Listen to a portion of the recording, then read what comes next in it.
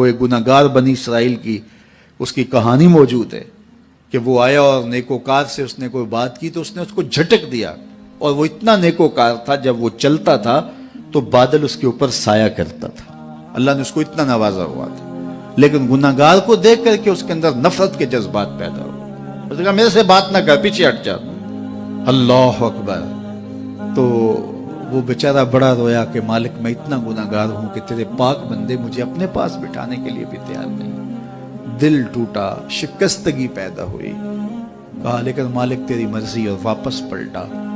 لیکن جب واپس پلٹا تو وہ بادل کا سایہ جو اس نیکوکار پہ تھا وہ سایہ اس گناہگار کے سر پہ آ گیا۔ تو وہ کرم نوازی جس پہ فرما دے، اس کے سارے بندے ہیں، تو اللہ کو جو ہے وہ تکبر کی نیکی نہیں، وہ گناہ جس کے بعد عجز پیدا ہو اللہ کو وہ پسند ہے، وہ گناہ جس کے بعد توبہ کے جذبات ابھرے، بندے کو شرمندگی کا احساس ہو۔ تو مت ایسے بنے کہ 4 نمازیں پڑھ لیں تو سب بے نمازیوں کو حقیر جاننے لگ جائیں، تھوڑا سا کام کر لیں، صدقہ و خیرات کر لیں تو باقی مالداروں کو حقیر جانے لگے۔ آپ کو دین کے کام کی توفیق مل گئی ہے تو آپ دین کے ٹھیکیدار بن کے بیٹھ جائیں کہ میں اتنا بڑا جلسہ کروایا، اب میرے علاوہ تو کوئی یہاں مسلمان نہیں رہتا، میں ہی سب سے بڑا عاشق رسول ہوں اور میں ہی سب سے بڑا مسلمان ہوں۔ نہ، ایسا نہ کیجئے، اللہ نے آپ کو توفیق دی، آپ نے لوگوں کو دعوت دی، پتہ نہیں کس آنے والے پہ کتنا کرم ہوا ہے، یہ تو ان کی رحمتیں ہیں، وہ جس پہ چاہے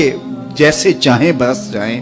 ہم کو ٹھیکیدار تھوڑے ہیں، ہم تو نوکری کرنے والے ہیں، ہم تو جوتے اٹھانے والے ہیں، ہو سکتا ہے کس کے صدقے۔ میرے والد گرامی مجھے یاد آتے ہیں، وہ مجھے فرمایا کرتے تھے جب گفتگو کے لیے نکلنے لگے اور لوگوں کا ہجوم ہونے لگا تو وہ مربی تھے بڑے، اور بڑی حکمت کے ساتھ جو ہے وہ کوئی نہ کوئی بات سمجھاتے رہتے تھے۔ تو ایک دن فرمانے لگے کہ ایک خطیب تھا، بظاہر اچھا کتاب کرتا لیکن اندر سے وہ اتنا اچھا نہیں تھا، تو جب وہ فوت ہو گیا تو وہ بخشا گیا، تو اس نے اللہ سے کہا کہ میرے مالک میرا تو کوئی عمل ہی نہیں ہے کہ میری بخشش ہوگی اور میری مغفرت ہو گئی۔ تو فرمایا کہ ہاں ہم تجھے جانتے ہیں، لیکن ایک دن تو کہیں واز کر رہا تھا، میرا ایک بندہ بیٹھا تھا، اس کو پسند آ گیا، میں نے اس کے صدقے تیری مغفرت فرمائی۔ اٹھ فریدا ستیا تے میلا ویکھن جا، اٹھ فریدا ستیا تے میلا ویکھن جا، وت کوئی بخشیا مل جاوے تے تو ہی بخشیا جا۔ تو پتہ نہیں کس کے صدقے سے اللہ رحمتوں کا نزول فرماتا ہے، بے عمل کو دیکھ کر کے اس سے نفرت نہیں ہے، نفرت تو گناہ سے ہے، گناہگار سے نہیں ہے، لیکن کوشش کی جائے کہ یہ عمل بد چھوڑ دے۔ اللہ اکبر۔ ایک جنازہ گزرا اور وہ جنازہ کسی غیر مسلم کا تھا، تو چشمان رحمت میں آنسو آ گئے، تو صحابہ نے پوچھا کہ حضور یہ یہودی ہے یا عیسائی ہے، کوئی اس کا جو مذہب تھا وہ بتایا، تو فرمایا کہ مجھے اس بات پہ افسوس آیا کہ یہ اسلام نہیں لا سکا اور کفر کی حالت میں مر گیا، تو اگر یہ اسلام لاتا اور جو ہے وہ جنت کی راہوں کا مسافر ہوتا تو کتنا اچھا۔ یہ اس کے ساتھ بھی ہمدردی ہے۔ تو اللہ کی مخلوق، یہ جنت کے اکیلے ٹھیکیدار بننے کی کوشش نہ کریں کہ میرے علاوہ کوئی جائے ہی نہ، جنت کے دروازے پہ میں بیٹھ جاؤں گا کسی کو، یہ زیادتی ہے۔ میرے تو اعلیٰ حضرت نے یہ کہا تھا، ایک میرا ہی رحمت پہ دعویٰ نہیں، شاہ کی ساری امت پہ لاکھوں سلام۔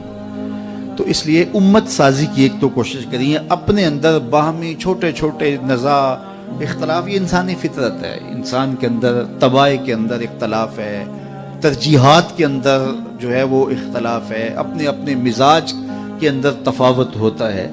تو ایسا نہ ہو کہ چھوٹی چھوٹی باتوں سے آپ جو ہے وہ امت کو پھاڑ چیر کے رکھ دیں، نہیں، بلکہ امت کا جو تصور ہے اس کو قائم رہنا چاہیے۔ تو گناہ کے بعد جب انسان کے اندر ندامت کا اظہار ہوتا ہے، وہ جو آنسو ٹپکتے ہیں، بندہ اپنے آپ کو چھوٹا سمجھتا ہے، میں اتنا گناہگار، میں پاپی، میں مجرم، میں میلا اتھرو، جب وہ اپنے آپ کو دیکھتا ہے کہ میں اتنا برا شخص ہوں، تو پھر اللہ کی رحمتیں اس کے اوپر متوجہ ہوتی ہیں۔ تو اس کو پسند ہے کہ جب بندے اس کے حضور عاجزی کرتے ہیں، اس کے حضور معافی مانگتے ہیں، تو مت کسی کو حقیر جاننا کہ یہ گناہگار ہے، نہ جانے اس کا انجام کیا ہو۔